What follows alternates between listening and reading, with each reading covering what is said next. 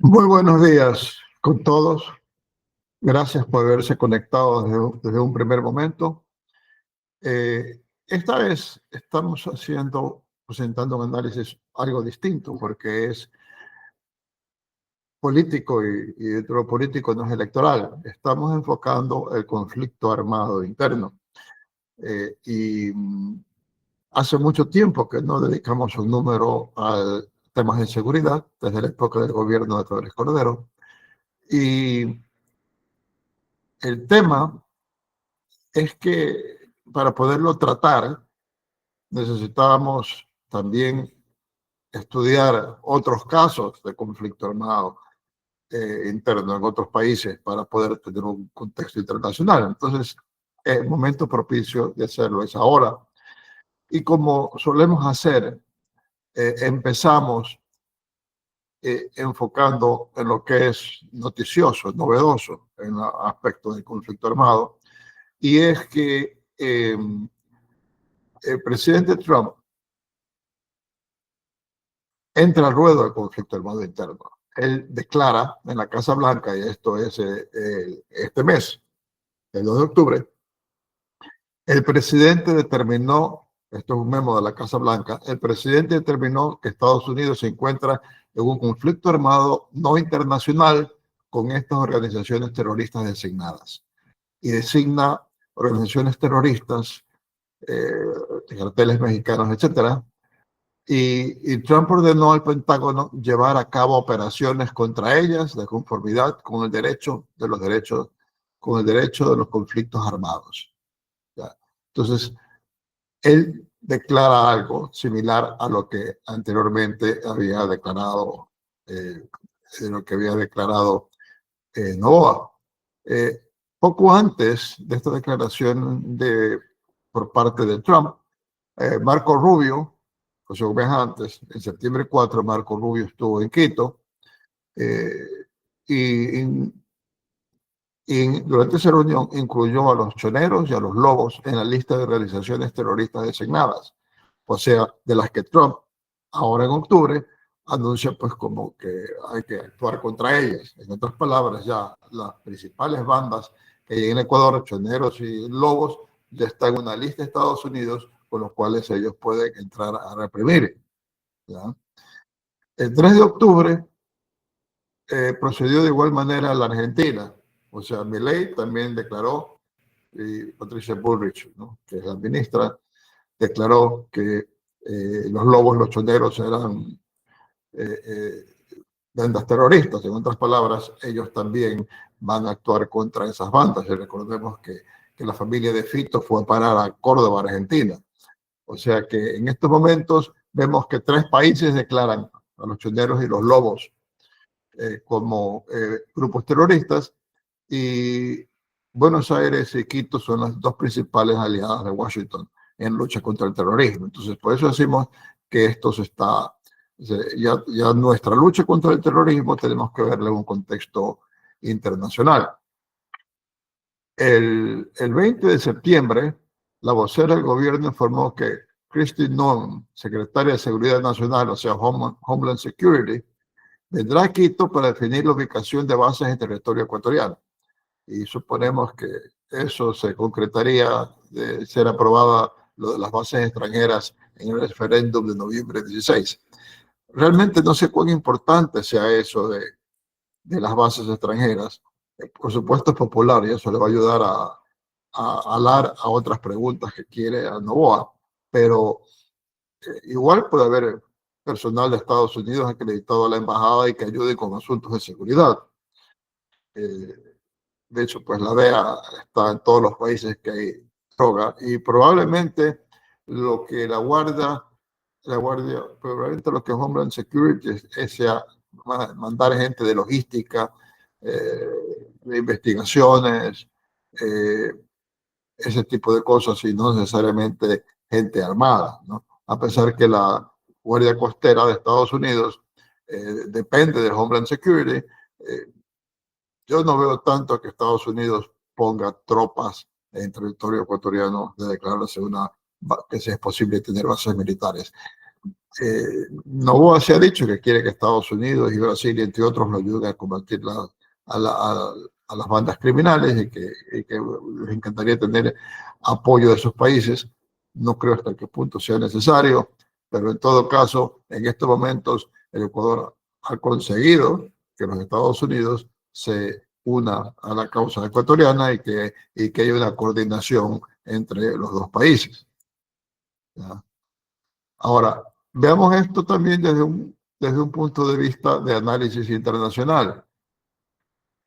Eh, Al tratar de interpretar la política internacional del segundo periodo de Trump, ciertos analistas indican que la renuncia de Estados Unidos a ser poder hegemónico en el concierto internacional, con eso se retiraría del Medio Oriente, donde Washington ha centrado su atención desde el fin de la Guerra Fría, y bajaría el nivel de sus compromisos de seguridad con Europa y el este de Asia.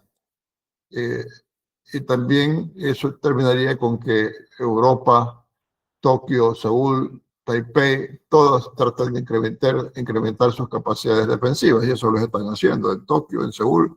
En Seúl están considerando incluso tener armas nucleares. Europa en estos momentos eh, la, está proponiendo el gobierno tecnócrata de la Unión Europea de que la Unión Europea ponga una pared de drones para defenderse de drones soviéticos, o sea, una pared para tirar abajo los drones que puedan ingresar al área. O sea, comienzan a moverse los aliados de Estados Unidos ante la consideración que Estados Unidos no los protege. Taipei también se está armando más. Entonces, en ese sentido, sí, pues Washington dice, ser el país hegemónico me ha costado mucha plata, tengo que tener tropas en todas partes, y ya no lo quiero hacer. Esa es la posición del presidente Trump. Algo de eso se vio en su primera presidencia. Y en general, si queremos ver esto desde un ángulo internacional, recordémonos que eh, cae la Unión Soviética en una época en que hay la transición a Clinton, y justamente cuando hay lo de Clinton está en el poder, comienza a ver los atentados terroristas contra tropas americanas en el Medio Oriente, y también vinieron los primeros bombardeos que hizo el Medio Oriente Clinton, y posteriormente pues tenemos eh, con Bush hijo todo su énfasis en relación con Irak y en relación con el Medio Oriente en general, después el asunto con Afganistán, y luego construimos Obama realmente de Latinoamérica se entendió, y más bien se redujo la presencia de Estados Unidos en el mundo. Y entonces ha sido una tendencia de Estados Unidos en ese sentido, y lo que ha hecho Trump es casi poner fin a esa etapa en que Estados Unidos actuaba como el policía del mundo. ¿Ya? Ahora, volviendo hacia ese análisis, entonces, si de pronto Estados Unidos considera que ya no quiere estar involucrado en guerras en todas partes del mundo, eso significa, como contrapartida, que Estados Unidos va a incrementar su presencia en la región. Por eso llamamos ese análisis Monroe redivivo. Se piensa que Estados Unidos va a tener mayor presencia en la región, y que va a haber algo de lo de la doctrina de Monroe, de decir que no haya influencias de fuera de las Américas en los países de la América. ¿Ya? Y lo que tenemos más concreto de eso es que frente a las costas de Venezuela, el Pentágono ha desplegado armamentos desproporcionados para el control del narcotráfico marítimo, porque de hecho, gran parte del tráfico marítimo de drogas a Estados Unidos es desde las costas colombianas y ecuatorianas, y no tanto de las costas del Caribe, sino de las del Pacífico. Pero en todo caso, tiene una presencia muy fuerte, y ha estado hundiendo lanchas que dice están tripuladas por personal del tren del agua, y llevando droga hacia el norte. O sea, los ha bombardeado, los ha hundido. Justamente ayer hundió la quinta lancha, no será una quinta lancha que ha hundido. Entonces, está diciendo el narcotráfico marítimo desde la costa venezolana y quizás desde la costa atlántica colombiana, no está muy claro. Vamos a hundir a todos los lanchas sospechosas de llevar droga. Entonces vemos que tuvo una actitud mucho más agresiva en ese sentido de la que han tenido los gobiernos americanos anteriores. ¿No? En todo caso, y al respecto, el secretario de Estado Rubio, cuando estuvo mencionando que se va a continuar con estos ataques de drones, creo que por una pregunta que hizo esta aclaración, dijo, vamos a hacer explotar a estos botes, a estas lanchas que salen de los países no amigables, y en el caso de los países amigables, los países amigos, le daremos ayuda para que ellos hagan explotar a los traficantes por su cuenta propia. En otras palabras, no es que Estados Unidos mandaría tropas, mandaría buques a hundir lanchas que salgan del Ecuador, aunque la información es que sí hay presencia de probablemente de la Guardia Nacional, de National Guard, en costas fuera del Ecuador, pero esencialmente capturan a lanchas y entregan a los traficantes a los barcos ecuatorianos, o sea, los entregan a la Armada ecuatoriana. En otras palabras, hay una colaboración, pero menos agresiva. Capturan, pero devuelven y no sé qué estén haciendo las autoridades con esos pescadores que están llevando droga, pero en todo caso están destruyendo droga que salía antes en lanchas hacia el norte. En todo caso, hay ya esa colaboración. ¿Ya? Y bueno, y este es el panorama que nos lleva a decir que hemos entrado en una nueva fase de internacionalización del conflicto armado interno. ¿Ya? En ese contexto también tenemos que ver que hay un giro de los países importantes de América Latina hacia la derecha. Entonces, veamos el recuadro de la página 4, ¿no? Vamos a entrar en estos dos detalles, en este aspecto de la internacionalización del conflicto armado interno con dos puntos adicionales.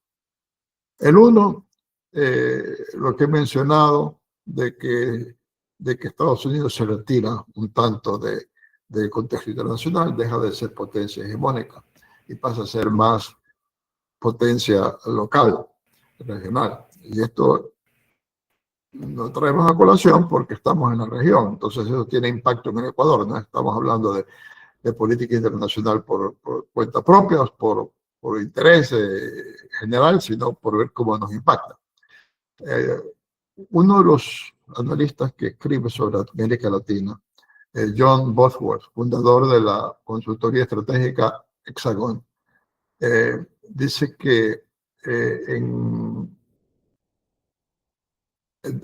que durante la reunión cumbre que acaba de tener Xi Jinping en Shanghai, para hacer una especie de bloque y organizar la economía internacional con un modelo alternativo que deje fuera a los Estados Unidos o como una alternativa al mundo organizado por Estados Unidos,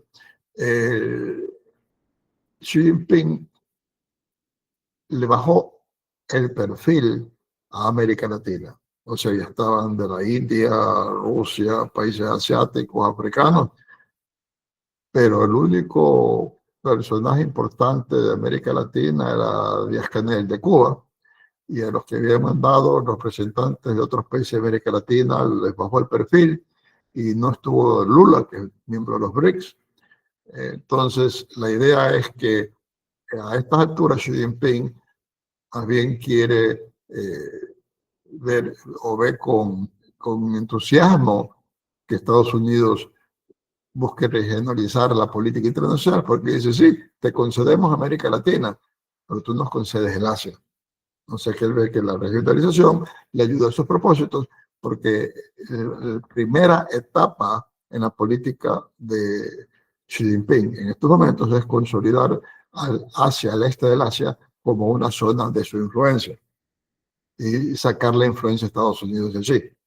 ¿Ya? Entonces sí ve con buenos ojos que Estados Unidos más bien esté menos entusiasmado en defender a Taiwán y a Japón y a Corea del Sur, porque trata de atraer a China a su esfera de influencia. Entonces dice, te concedo a América Latina. ¿No? Ese es el punto. Entonces dice, dice en su artículo World Politics de septiembre 8, dice Bosworth, la nueva normalidad, la nueva normalidad de operaciones militares agresivas de Estados Unidos contra los carteles latinoamericanos, se está refiriendo a lo de Venezuela, no solo será un desafío para la región, también remodelará la seguridad global. Entonces vemos cómo comienza nuevamente a dividirse el mundo en esferas de influencia entre Pekín, Moscú y Washington. Lo que existía cuando había la Unión Soviética. Ahora, el segundo punto es el debilitamiento del socialismo del siglo XXI. ¿No? Antes de agosto del 2026, o sea, de aquí a 10 meses, habrán las siguientes elecciones en América, en los países importantes de América Latina, o de América del Sur, realmente, porque normalmente nosotros nos enfocamos en Sudamérica más México, y México ya tuvo elecciones. Pero en Bolivia, en noviembre 8, hay una segunda vuelta y enfrenta a dos candidatos de derecha. A Tuto Quiroga, que está ligeramente por delante de Rodrigo Paz Pereira. Tuto Quiroga es un expresidente y muy proempresarial, muy proamericano, y Rodrigo Paz Pereira es un empresario también de derecha. Entonces ya Evo Morales pasa y su partido ni siquiera está presente en la segunda vuelta. O sea, están más débiles de lo que están en el Ecuador, porque en el Ecuador sí entran a la segunda vuelta, y han entrado siempre a la segunda vuelta, y si hubiera nuevas elecciones también entrarían a la segunda vuelta. En Chile, en marzo 11, se anticipa que ganará con facilidad el candidato de derecha que califique segundo en la segunda vuelta, sean Kast o Maffei. En estos momentos en Chile hay una candidata del Partido Comunista que representa a la izquierda, y ella está adelante en las encuestas, aunque no con mucho. Pero en Chile hoy hay dos vueltas y los otros dos candidatos fuertes son de derecha. Kast ha dicho que votaría por Maffei si Maffei califica la segunda vuelta, pero probablemente quien califique sea Kast, que está bastante más adelante. Y Kast es de derecha, pero no es como a veces se lo pinta de la derecha extrema, ¿no? Un hombre de derecha que piensa que las reformas económicas de Pinochet estuvieron bien, etcétera. Entonces, todo apunta a que el próximo presidente, a partir de marzo del próximo año, será de derecha en Chile. En Perú, bueno, en Perú acaban de votar a la presidenta y ha entrado un hombre del partido político del alcalde de Lima, Rafael López Aliaga, al que nos llaman Porky, porque se parece mucho al personaje de Disney. Y Rafael López Aliaga es el candidato que va adelante en las encuestas para ser el próximo presidente del Perú, y es muy fanático de Trump y de MAGA, ¿no? Es súper de derecha. Y la otra candidata con posibilidades es Keiko Fujimori, que se la considera también de derecha. En Colombia, eso sería en agosto, todavía falta mucho, pero Petro tiene una gran impopularidad. Todas sus metidas de pata tienen que tener a los colombianos preocupados de posibles sanciones por parte de los Estados Unidos. Se presume que ganaría un candidato de derecha, aunque muy pronto para darle importancia a las encuestas, pero entre los candidatos va a estar Miguel Uribe Londoño, el padre del precandidato asesinado, y es probable que tenga chance de ganar las elecciones. En todo caso, estamos viendo que con esto lo que va a quedar en América Latina de socialismo del siglo XXI es Maduro, totalmente desprestigiado, y luego dos gobiernos de izquierda democrática, como es Lula en el Brasil y en Uruguay, donde se alternan derecha y izquierda, pero en ambos casos son presidentes respetuosos de la democracia y inclina la balanza un poquito a la izquierda y a la derecha, pero siempre desde un punto de vista democrático. Entonces, en ese sentido, vemos cómo se está perfilando un cambio político importante, sobre todo en América del Sur. ¿Ya?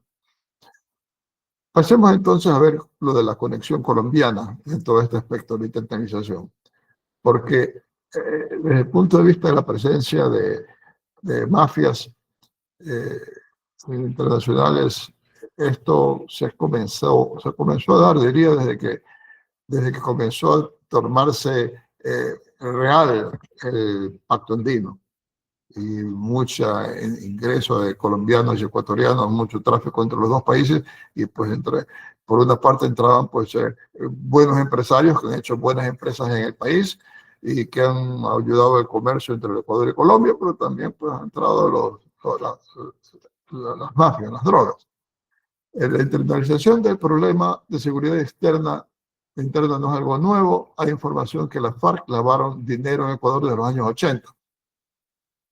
Y en esa época se produjo el primer encontrón con un movimiento subversivo bien estructurado, porque el M-19, la guerrilla colombiana, entre cuyos líderes estaba el hoy presidente Petro, dieron asistencia a Alfaro Vive para que se convierta en un grupo subversivo importante que quiso incluso hacer guerrilla y tomar el poder. Hubo una cantidad de actos delictivos, robaban bancos, con tecnologías que en el Ecuador no había, no habíamos tenido un crimen tan sofisticado, llegaron a hacer muchos secuestros, entre esos el Naín Isaías, que murió en manos de Alfaro Vive, pero al final León Flores Cordero aplastó a Alfaro Vive, algo que todavía reclaman los grupos de derechos humanos.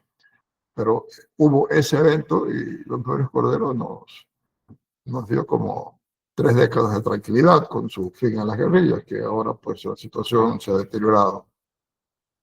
En el año 2000 se firma el Plan Colombia y en agosto de 2002 se posesionó Álvaro Uribe, que aumentó la presión contra las FARC.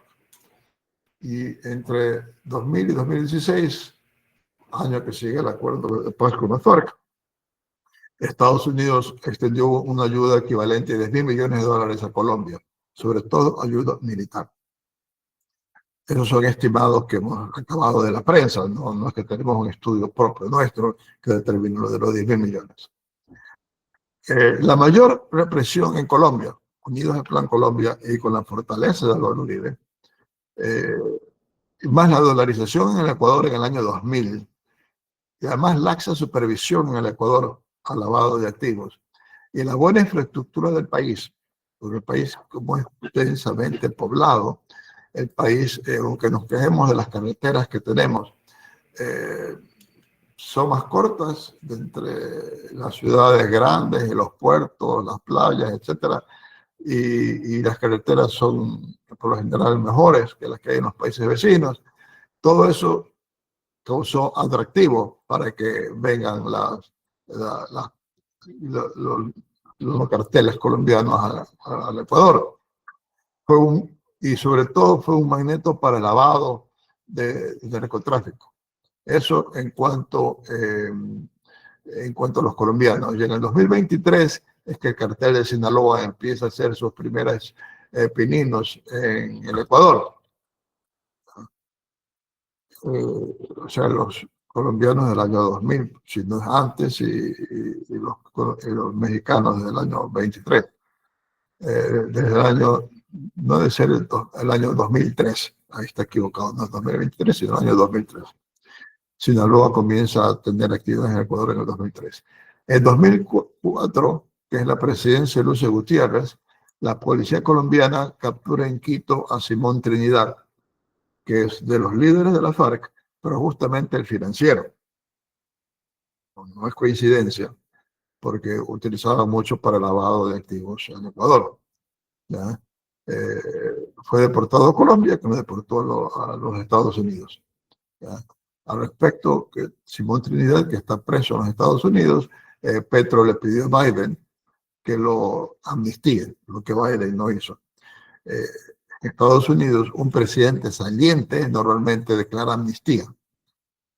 En el caso de Biden, entre los amnistiados estuvo su hijo, por problemas que tiene con la ley. Pero en todo caso, el hecho es de que ya había lavado de activos en el Ecuador con Simón Trinidad, que se encontraba incluso en Quito en aquel entonces. Y luego viene en 2007, Rafael Correa les abrió la puerta ancha a las FARC. Y tengo hemos montado en la página 2, podré encontrar todo un detalle de todo lo que pasó en la relación con las FARC, entre el gobierno de Correa, los conflictos que tenía con Uribe, etcétera, etcétera. Pero eso ya no vamos a entrar en detalle en estos momentos. Seguimos adelante. Los mexicanos. Sinaloa dio su oportunidad con el cierre de la base de Manta y trajo coca colombiana para enviarla por vía marítima al norte desde las playas de Manabí. Y Sinaloa buscó y promovió y conformó entre las bandas delictivas del país. Encontró una a quien le dio apoyo y la convirtió en su contrapartida en el Ecuador, que fueron los choneros. Y los choneros pasaron a ser el cartel más importante, ¿no? Recordemos que Sinaloa está desde el año 2003. ¿Ya? La paz del gobierno colombiano con las FARC en 2016 motivó a la rival de Sinaloa, Jalisco Nueva Generación, a entrar al Ecuador. Cuando Rasquiña, el capo de los choneros, fue asesinado a fines del 2020, las bandas subalternas de los choneros, asusadas por Jalisco Nueva Generación, se negaron a aceptar el liderazgo de Fito. O sea, Fito dijo, yo soy el nuevo líder. Pero, y de hecho, durante el gobierno de Guillermo Lasso se considera a Fito que era el hombre más fuerte de entre los líderes mafiosos. Mandaba desde la cárcel. Y en la cárcel era la persona más importante en la cárcel. Y realmente tenía control en la penitenciaría electoral. Pero perdió buena parte de sus poderes, porque por empuje del Jalisco Nueva Generación, las bandas subalternas a los choneros rehusaron aceptarlo a Fita como jefe, en particular los Lobos, porque Jalisco Nueva Generación buscó a los Lobos como su contrapartida en el país. Sinaloa con choneros, Jalisco Nueva Generación con los Lobos. ¿Ya? Y vino, y esta rebelión de los Lobos contra el control de los choneros dio lugar a ese gran incremento de las muertes en el país, de los homicidios violentos. ¿Ya? Mike Vigil, exdirector de Operaciones Internacionales de la DEA, advierte: el objetivo final es que un cartel u otro tome el dominio de Ecuador. O sea, uno de esos carteles quiere tener dominio del Ecuador. Eso es lo que ve la DEA. Pues la DEA no es un investigador imparcial. O sea, la DEA ve todas las cosas desde el punto de vista de seguridad. O sea, lo positivo es que ellos tienen la información. A veces la opinión puede ser muy exagerada, pero el hecho es que ellos sí ven claramente, porque están sobre todo en México, pero también en Ecuador, claramente el enfrentamiento entre estos dos carteles, ¿no? Recordemos que la prensa mexicana independiente suele relacionar a Sinaloa con AMLO, ¿no? Él declara como en ciertas provincias claves, aún justo antes de las elecciones, hay secuestros de los operativos importantes de los partidos de oposición para que no puedan asistir a las juntas receptoras de votos, para fijarse que no haya fraude y que los soltaban después de las elecciones. O sea, se habla de una relación muy cercana entre Sinaloa y el presidente mexicano AMLO. Pero dice la prensa, la prensa, incluso el New York Times en sus artículos desde México, pero pues no me consta y no hay ninguna declaración, no hay ningún juicio al respecto, pero una sentencia de un tribunal es algo que se menciona, que tenían visto bueno para operar por parte de AMLO. Esta situación delictiva se tomó auge, y este conflicto tomó auge en el 23 y 24, pues que coincidieron que López Obrador, AMLO en México y Gustavo Petro en Colombia fueron presidentes. ¿Ya? O sea, AMLO tuvo la política de abrazos y no balazos. O sea, no entró a controlar a los carteles mexicanos, y Petro tuvo paz total. En ambos casos dejaron libre a los narcos para que operen. Entonces, más razón para que puedan entrar con más facilidad al Ecuador, no teniendo frente interno contra los gobiernos respectivos. 23 y 24 fueron terribles en ese sentido. Según la publicación colombiana Semana, el Ministerio de Defensa colombiano, por medio de sus fuerzas, no ha erradicado una sola hectárea de cultivos ilícitos en el 2025 por un orden judicial. Y el 2024 fueron 23 hectáreas. Bueno, la ONU dice que hay 30.000 hectáreas repletas de hoja de coca. O sea, no ha habido erradicación, ha habido un gran incremento en la producción de coca en Colombia. ¿Ya? Las disidencias de la FARC y otras guerrillas se apoderaron de la frontera. O sea, la coca mexicana y colombiana ahora está sobre todo en el Putumayo. Y de Putumayo hay mejores carreteras a los puertos ecuatorianos que de los puertos colombianos. ¿No? Y acuérdense que ahí fue donde Rafael Correa reclamaba a Harold Uribe por fumigarlos con glifosato. Trató que proteger la producción de la droga, Correa la producción de la droga en el Putumayo.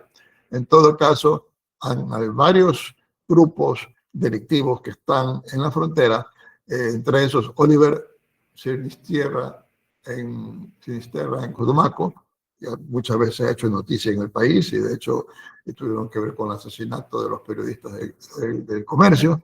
Están los comandos de la frontera en el Putumayo, y después hubo un encontrón con las Fuerzas Armadas ecuatorianas. Comandos de la frontera le hicieron una emboscada a las tropas ecuatorianas, y posteriormente el Ecuador ha logrado capturar al líder del comando de la frontera. Y según la prensa internacional, también el Tren de Aragua se ha posicionado del puente Rumichaca, al menos del lado colombiano. El Tren de Aragua posee el grupo venezolano. Entonces encontramos como la frontera está del lado colombiano, está en manos de la mafia, de las drogas.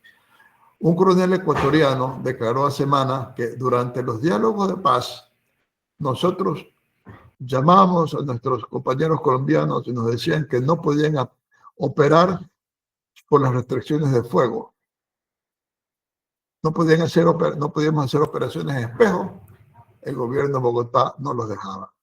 Aparentemente ya no es así. Fue solo en el momento de la época de que se hubiera ahora el acuerdo de paz con la FARC. Pero lo ideal es que para controlar a los narcotraficantes, Colombia por el norte, las Fuerzas Armadas colombianas por el norte, las ecuatorianas por el sur, los acorralen y agarren a los narcos. ¿Ya? Ahora, en este conflicto mexicano hay una ventaja para Jalisco Nueva Generación. ¿Y por qué entramos en ese detalle? Porque nos referimos a lo que dice Vigil, de que uno de los dos quiere tener el control de todas las operaciones en el Ecuador. Ahora tiene una ventaja Jalisco Nueva Generación. En el enfrentamiento entre mexicanos, Jalisco lleva la voz cantante porque Sinaloa se concentró en el tráfico de fentanilo desde México a Estados Unidos. O sea, en un momento dado, si esta presentación lo hubiéramos hecho aquí hace un año, hubiéramos dicho que Sinaloa tenía la voz cantante, porque todo el negocio de el fentanilo es mucho más caro en cuanto a volumen por la coca. Uno puede llevar fentanilo escondido en muy pequeñas cantidades y llevar droga de más valor que llevar un cargamento de coca. Y para eso no necesitan Colombia, eso lo pueden fabricar en México o traerlo desde China. Y entonces todo parecía que Sinaloa se ve de cara a eso, y el negocio del narcotráfico de la coca colombiana pues iba a decaer porque era menos rentable. Pero ahí subió Trump Trump le ha puesto una enorme presión a México para que controle el tráfico de fentanilo, que es una droga que inhabilita a la gente. Es terrible ver montones de gente tiradas en la calle afectadas por el fentanilo, ¿ya? Y eso ha obligado a la presidenta Sheinbaum, que no puede perder el comercio con Estados Unidos, a golpear a golpear a Sinaloa de una manera importante. No está yendo contra otros carteles, sino contra Sinaloa. Además, hay un conflicto entre otros Sinaloa, entre los hijos del Chapo y los seguidores de Mayo Zambada, que era otro líder que despuntaba como líder de Sinaloa una vez que el Chapo estaba deportado a Estados Unidos, y los chapitos, los hijos del Chapo, enfrentados con Mayo Zambada, y de hecho los chapitos le hicieron una trampa a Mayo Zambada y se lo llevaron en una avioneta a Tucson y ahora estaba preso en Estados Unidos Mayo Zambada, pero las dos bandas se enfrentan. Y Mayo Zambada tiene más fuerza que los chapitos, y los chapitos se están acercando al disco de nueva generación para que los apoye. A cambio de eso le ceden parte de su territorio, pero para que los salve, que no los mate la gente de Zambada. Y el resultado es que entonces Jalisco Nueva Generación va a tener la posibilidad de imponerse sobre Sinaloa y tener el control de México, lo cual de darse eso, pues también andaría en el Ecuador y los lobos se impondrían sobre las otras bandas en el Ecuador, ¿ya? Entonces, esa es un poco la parte internacional que le hemos dedicado bastante tiempo. Ahora, ¿cuál es la estrategia de Novoa? En enero de 2024, decía Novoa, que dado que el crimen organizado se ha transformado en un actor no estatal beligerante, capaz de planificar, coordinar, ejecutar y atribuirse actos de violencia planificados e indiscriminados contra la población civil. Eso considerando, el presidente Noboa se escoge en la Constitución, artículo 164, y decreta el estado de excepción en caso de conflicto armado interno, que no son palabras tomadas del aire, sino que evocan el concepto que utilizan los acuerdos de Ginebra, que tienen que ver esencialmente con lo que es guerra civil. Lo que dicen los acuerdos de Ginebra, que lo llaman conflicto armado no internacional, que es como lo puso Trump. Probablemente Noboa prefirió llamarlo conflicto armado interno para que no sea un término, no sea una frase tan tampoco cómoda, no internacional, sino interno, pero esencialmente es lo mismo. Es terminología utilizada, empleada en un protocolo del 77 de las convenciones de Ginebra. Antes se usaba otro término, pero conocemos este que ha tomado el presidente ecuatoriano. Y Noboa hace referencia en ese decreto, el decreto 111, que declara el conflicto armado interno, como la base para su convocatoria. Y básicamente las convenciones de Ginebra tienen que ver cómo deben comportarse los grupos combatientes en caso de una guerra civil o un conflicto armado interno, los derechos que tienen los combatientes cuando han sido apresados, etc. Entonces, él declara esto que es prácticamente como una guerra civil, porque son grupos organizados los que están tratando de tomarse el poder o por lo menos control de parte del país. Para cumplir con ese objetivo, el presidente propuso y logró la aprobación de varias leyes y siguen saliendo leyes. Ayer ya otra ley en el registro oficial, bueno, esa sí tiene que ver con las compras públicas, pero en general están saliendo de la Asamblea leyes de una manera muy rápida que no salían antes, porque van por un proceso expedito, aprovechando que tienen mayoría absoluta, ¿ya? Pero 3 en particular se aprobaron para fortalecer la mano del gobierno en su conflicto con los narcotraficantes: la ley de solidaridad nacional, la de integridad pública y la de inteligencia. 3. Según el constitucionalista Felipe Rodríguez, que escribe en Primicias, y que me parece que escribe muy claro y tiene PhD en materia en derecho penal. Dice, lo que propone Noboa es simple y llanamente un derecho penal de segunda velocidad, en el que es el que se aplica en casi todo el mundo para casos de terrorismo, crimen organizado y delitos contra la seguridad del Estado. O sea, él lo ve como algo absolutamente normal lo que está pidiendo Noboa ante la gravedad del conflicto que se tiene. Dice, la finalidad es defender el orden social ante quienes buscan destruirlo. Busca, al menos, relajar severamente las garantías penales, ampliar el catálogo de delitos de peligro abstracto, criminalizar la sola pertenencia a organizaciones delictivas, es lo que hace Bukele, anticipar la punibilidad, criminalización de actos preparados y no ejecutados, hacer que para estos casos la prisión preventiva sea la regla general y no la excepción, y colocar la seguridad sobre los derechos individuales. O sea, ese último punto que él menciona es el clave para sintetizar las cosas. Hay derechos de la sociedad, hay derechos del individuo.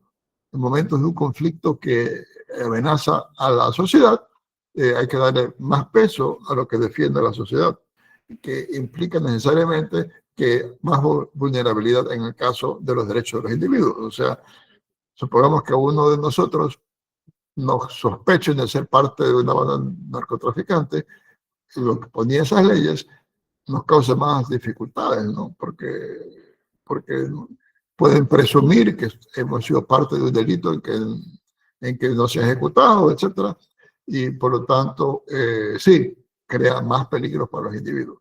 Pero se dice, en estas circunstancias, ante las muertes, el crimen tan fuerte, es necesario priorizar la parte social. Entonces, eso es como lo ve Felipe Rodríguez. Puede ser que haya otros que digan, bueno, de seguro hay otros que dicen lo contrario, pero en todo caso, él lo presenta de una manera muy clara y esquemática. Pero la Corte Constitucional está totalmente en contra de esto. La Corte Constitucional, en cambio, prioriza la defensa de los derechos individuales sobre la seguridad. O sea, en el fondo, en nuestro criterio, la Corte Constitucional minimaliza el peligro que hay, el peligro de seguridad. Lo ve como algo alejado. Personalmente, ya mi nota es que sí es un error que todos los 9 jueces de la Corte Constitucional tengan exactamente el mismo, digamos, el mismo entorno, el mismo mundo. Todos son constitucionalistas de Quito. No hay ni de Cuenca, ni de Guayaquil, ni de otras partes que tengan otro tipo de experiencias. Para ellos, ¿no?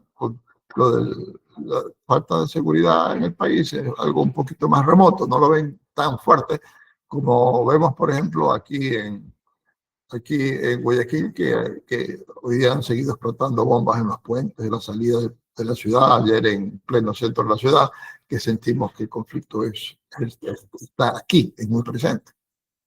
En todo caso, la Corte Constitucional rechazó la declaratoria de conflicto armado interno y, por lo tanto, la invocación de estado de excepción. Él se puede convocar por otras causas, por conmoción, pero no es conflicto armado interno. Rechazan la convocatoria, que el país esté en un conflicto armado interno, y por lo tanto echaron abajo todas las leyes.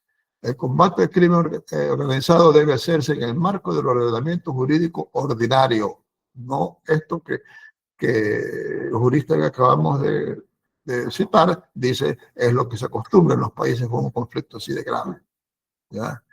Y así pues anuló en todo en parte las leyes de seguridad de Noboa. A ese contexto, y sobre todo dentro de la idea de que hay que aplicar la justicia ordinaria, está la doctrina en el Ecuador de que básicamente que los criminales son víctimas del entorno social, y por lo tanto no deben ir a la cárcel, sino que hay que decirle, pórtese bien y vaya con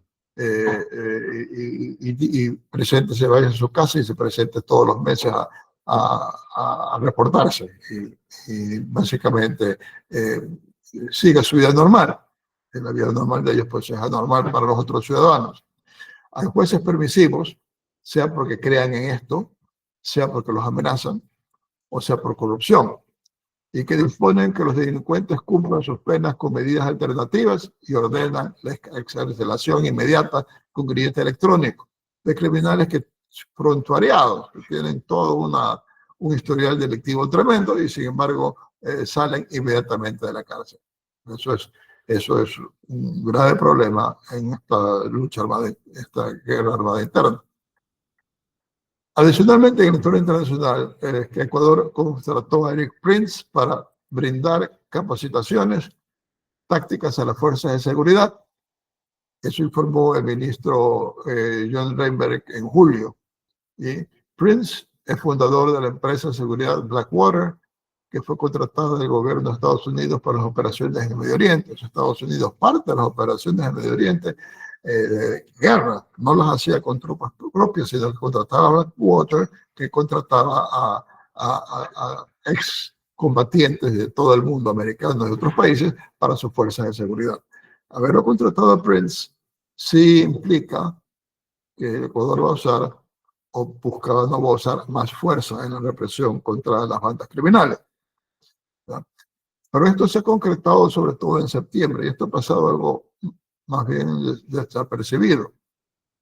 Ha habido cambios en la cúpula. En septiembre primero, el presidente Noboa hizo cambios en la cúpula de Fuerzas Armadas, promoviendo al jefe del comando conjunto, al general de división Henry Santiago Delgado, que era entonces comandante del ejército. Hubo muchos cambios en las Fuerzas Armadas. Muchos oficiales fueron dados de baja. Ya.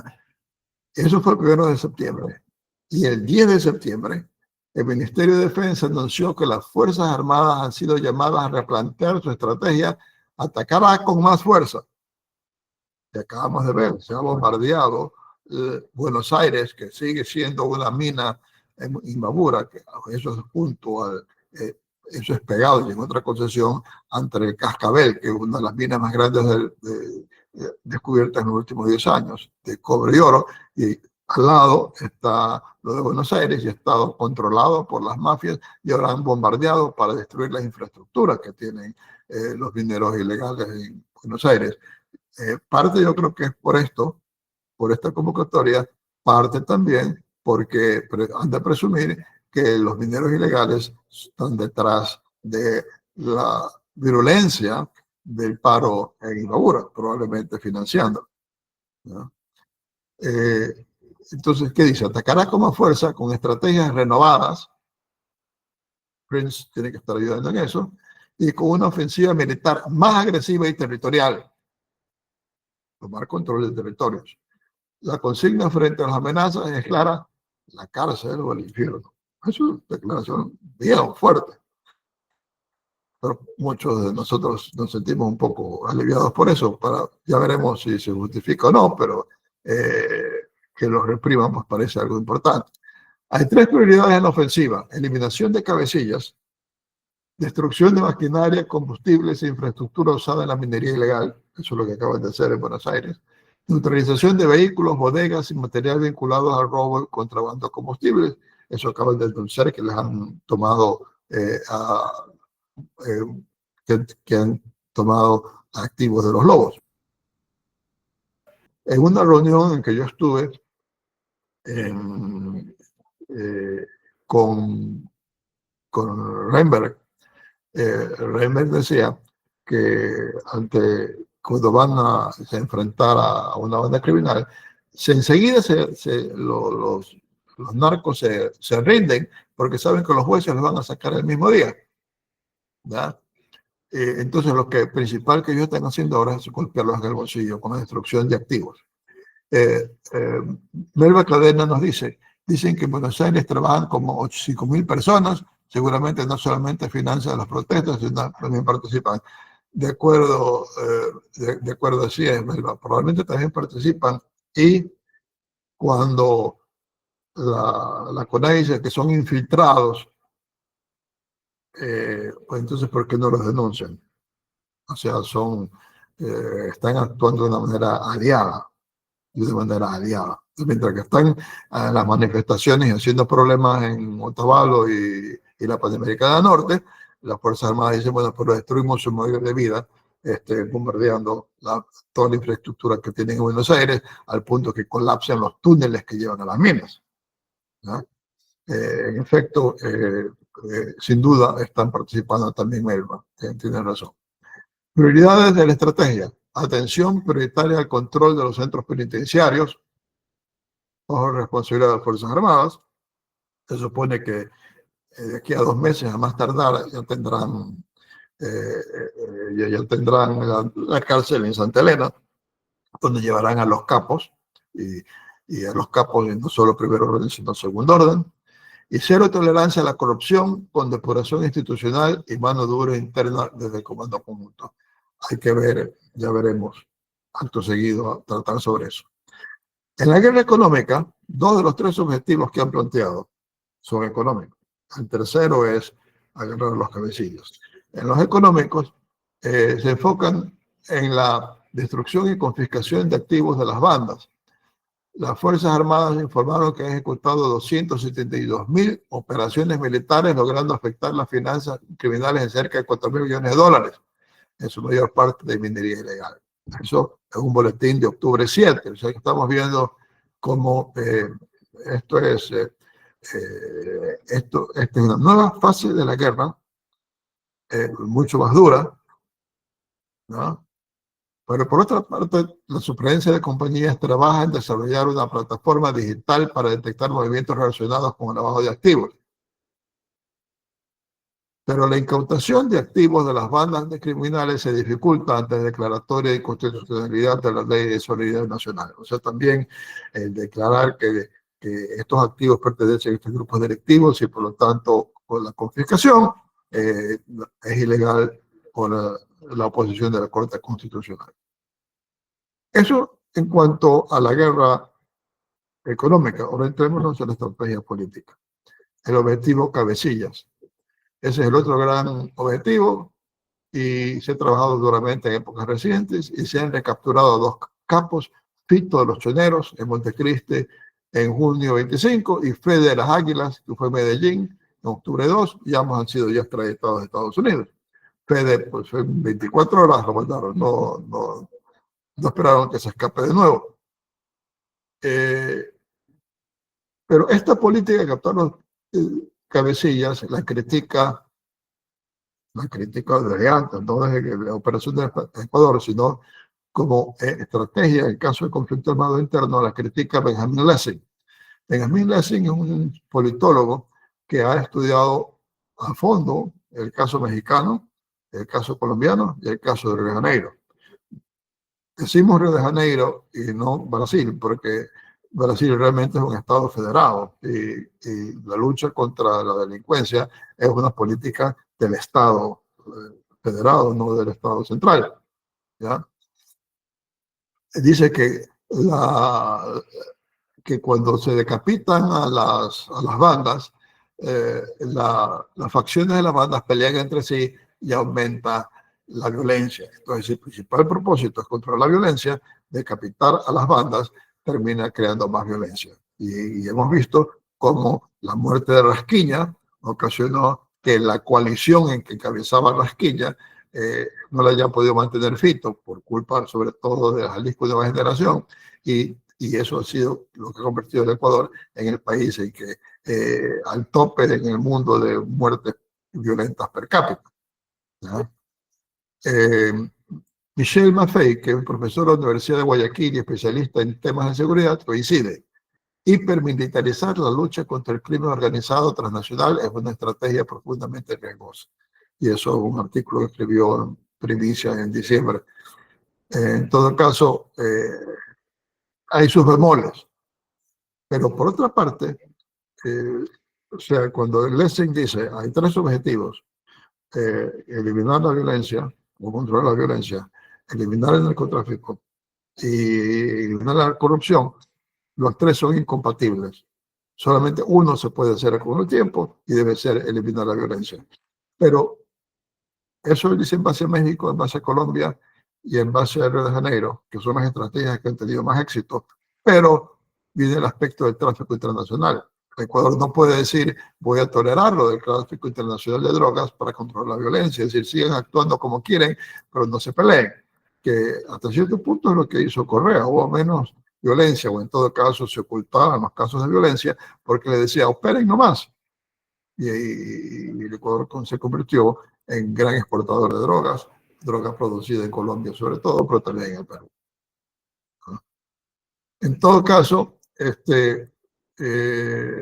el Ecuador fuese a priorizar control de la violencia y olvidarse del control de las drogas, y eso sería popular, porque la gente se preocupa, las vacunas, los secuestros, los ataques como el que acaba de haber en el suburbio de Guayaquil, en que vienen varios automóviles y ametrallan a, a una población que estaba festejando, probablemente había narcotraficantes rivales allí, pero lo ametrallan, ¿ya?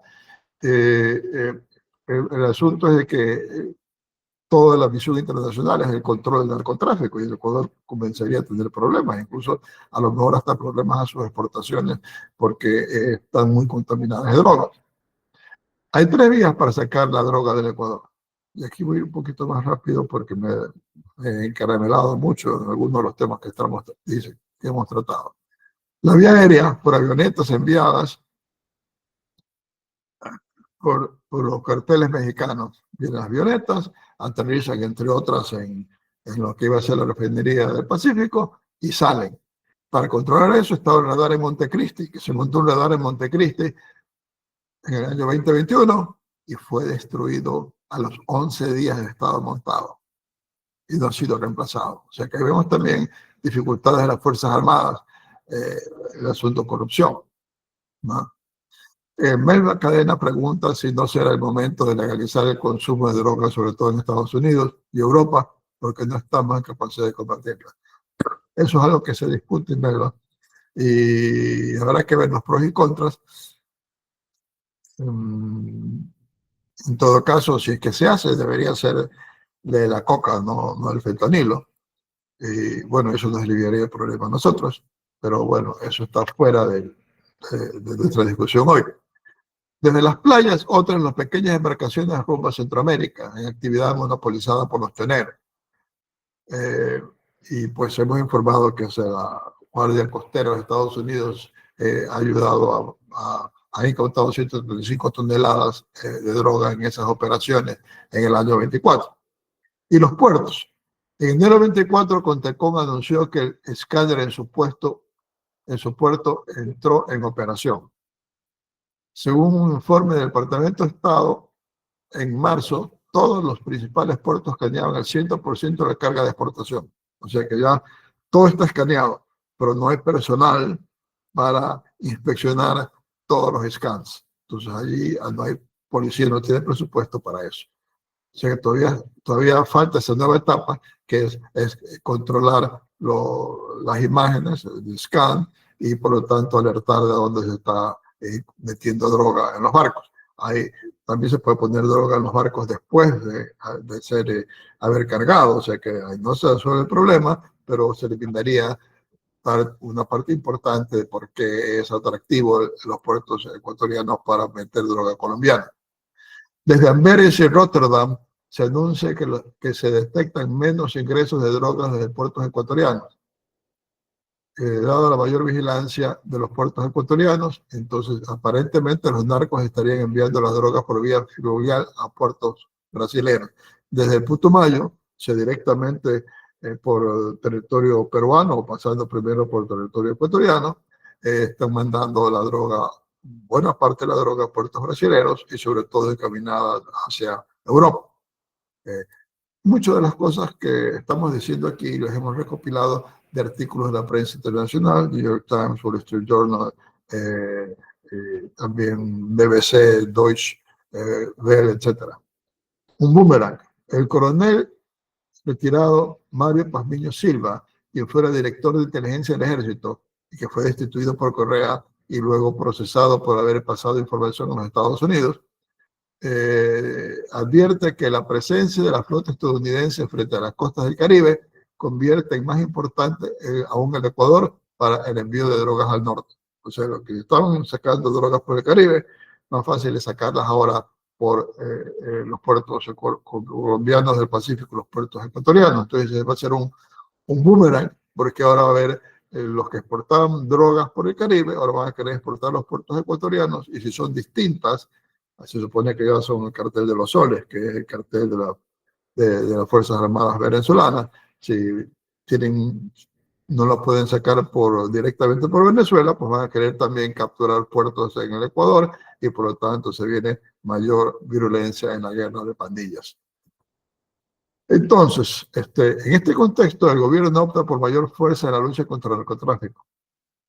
Y decimos, eso es controvertido, porque lo que dice Lessing, que hace sentido, es que en Ecuador las Fuerzas Armadas deben armarse, pero no deben ir directo a golpearlos a los narcotraficantes, sino amenazarlos. Es decir, si ustedes hacen estas cosas, yo les voy a dar más duro. O sea, si en estos momentos la inteligencia nos indica que estos atentados terroristas que he tenido, estas bombas en Guayaquil de estos días, han sido obra de los carteles de la droga, hay que ir y darles duro. ¿Para qué? Para que se abstengan de hacerlo, porque la posición que tiene Lessing es los carteles de la droga quieren tener su negocio y no quieren tomarse el poder. Y por lo tanto, no tienen incentivos para atacar al gobierno o atacar a los civiles que no están involucrados en el tráfico de drogas. Pero si el gobierno los ataca, pues ellos tienen toda la parte del mundo para armarse también, y se arma una bataola. Entonces lo que dice es que no deben utilizar esta violencia, porque ya se dio el caso que en México se siguió esa política, y el resultado fue que se hizo más cruenta la guerra entre el gobierno y narcotraficantes, y no ha podido ganar la guerra del gobierno. México y Venezuela y Colombia tienen narcotráfico y enfrentamiento con las Fuerzas Armadas, bueno, ya no en Venezuela, pero en Colombia y México enfrentamiento con las Fuerzas Armadas, y no ha dado resultados la lucha contra eliminar los carteles, ¿no?